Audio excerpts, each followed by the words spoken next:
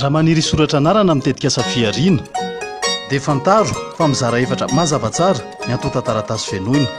Ny voalohany amin'izany dia mahakasika ny orinasako. Marigo raha mbola tsy misy na efa andalam-panorenana. Raha efa misy dia lazaiko ny taonan'ny orinasako sy ny anarany. Ary fenoina manaraka izany ny nify sy ny stat. Marigo ny sata amin'ny feno orinasako. Faritako mazava ny toerana anatanterahako ny tetikasako. Safidiko ny antony findramam-bolako. Raha misy antony hafa dia faritako mazava tsara izany. Ary ny farany eo amin'ny takelaka voalohany dia soratako ny lela vola indramiko.